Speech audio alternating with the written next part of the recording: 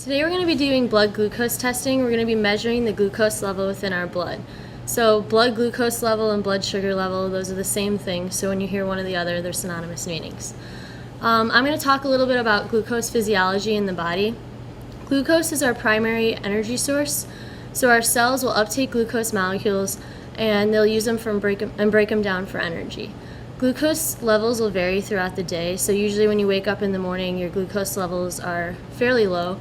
And then when you eat a meal, within 1 to 2 hours, your glucose levels are usually going to raise.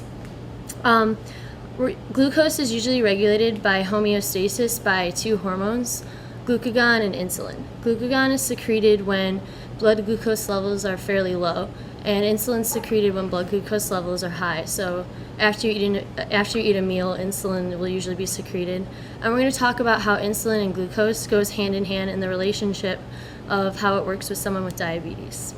All right, I'm going to be talking about the different states, hyperglycemia and hypoglycemia, and also type 1 and type 2 diabetes. Hyperglycemia is a state of high blood sugar. This is when there's a value of over 200 milligrams per deciliter, as you'll see on here, so at least you'll know what hyperglycemia means. Hyperglycemia is very, it's dangerous because if you don't monitor it, if you do have diabetes, then it can eventually cause permanent organ damage. So it's very important to make sure you're monitoring it if you do have diabetes on the one touch. Hypoglycemia is a state of low blood sugar. Low blood sugar can also be very dangerous because if you do have low blood sugar, you can become disoriented due to not enough glucose circulating in the body and getting to the brain. Hypoglycemia is when there's a value on the one touch of below 60. 70 is the normal range. So usually anything below 70 is hypoglycemic. For someone that is a diabetic, there are two types. Type 1 is usually called juvenile diabetes. It's diagnosed in children that cannot produce insulin at all. Type 2 diabetes is the one that's most common. Millions of Americans have it and suffer from it. Type 2 diabetes is when there is a decreased insulin sensitivity or the body does not produce enough insulin. Okay, now we're going to go into the preparation phase. What you want to do is you want to wash your hands with warm water very thoroughly. So we're going to turn the...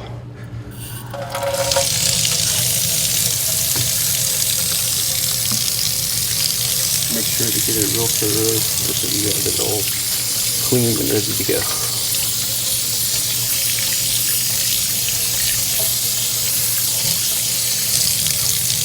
Leave the water going. You want to get your towel. I have them already set up so I don't have to touch the dispenser. Just wash them thoroughly, dry them.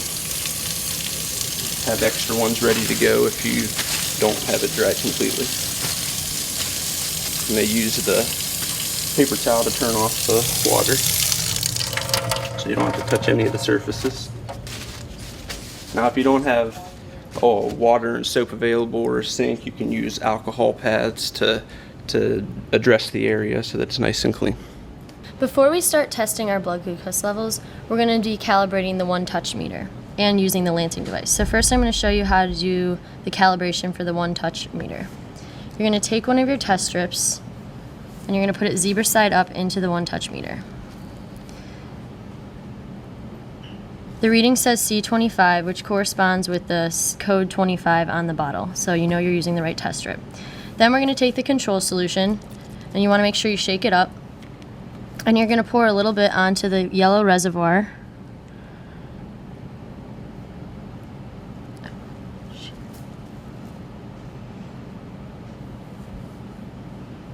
And it's giving a reading of 119, and the range is 108 to 143, so you know you're getting right in the calibration range, so that's correct.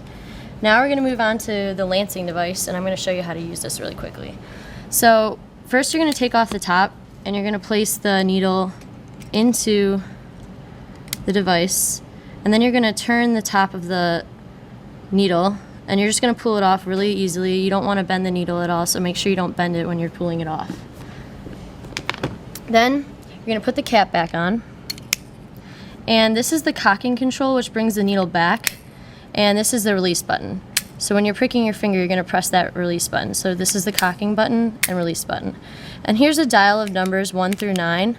And what the numbers indicate are the depth range the needle will go into your finger. So if you have a thicker finger, usually males will have a problem with this, you're going to probably want to use a 9 so that it can get into the finger and actually get a good reading for blood. And when you are pricking your finger, make sure you're using the side of your finger rather than the center of your finger for good readings for blood. I'm going to be demonstrating hypoglycemia. I've been fasting since yesterday afternoon, so the reading should come out as a low value. So as Kelsey demonstrated, I'm going to be putting the strip into the machine, into the reader, zebra side in. Okay. Then I'm going to load one of the needles.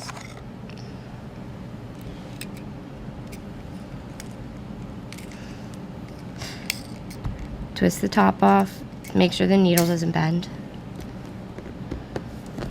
Just put this over here. Okay. Then I'm going to make the setting probably about a 7.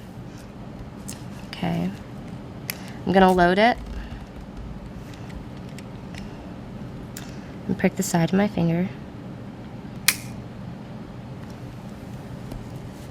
Okay, and you're just going to massage it. You're just going to massage to get enough blood out.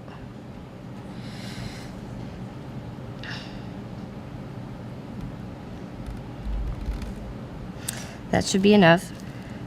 And you're just going to gently place the test strip up to the blood, and it should read. Make sure it's laying flat. And I have a value of 85. So normal range is 70.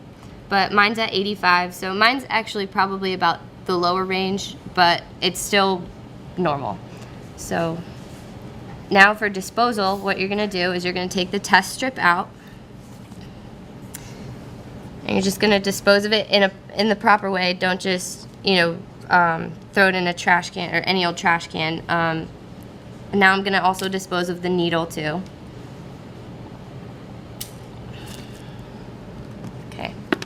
And that's it.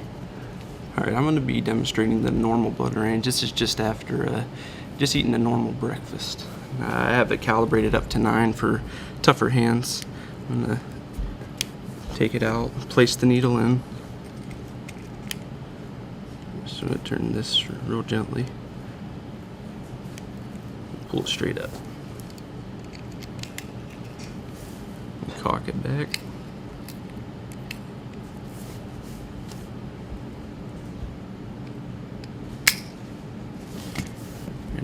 Massage it. You see, that was real easy. Zebra stride in.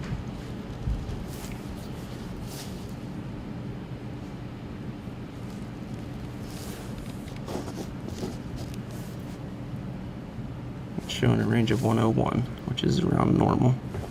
One thing diabetics need to keep in mind is their carbohydrate intake at each meal.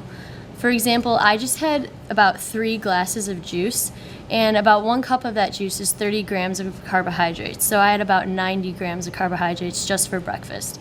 And that doesn't include cereal or anything else you'd be eating. So diabetics need to keep in mind that they need to be able to do portion control and count their carbs. So for my testing, mine should be in hyperglycemia, so it should be greater than 100. I'm going to put the needle into the lancing device, turn the top off. Here's your needle. Dispose of the top. I'm going to go about a range of 7.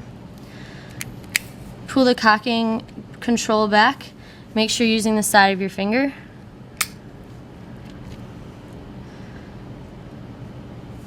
Put the test strip zebra side up into the one-touch meter.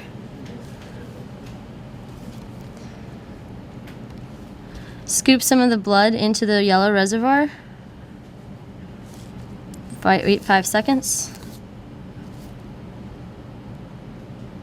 And I have a reading of 131, which would mean I have a high blood sugar level.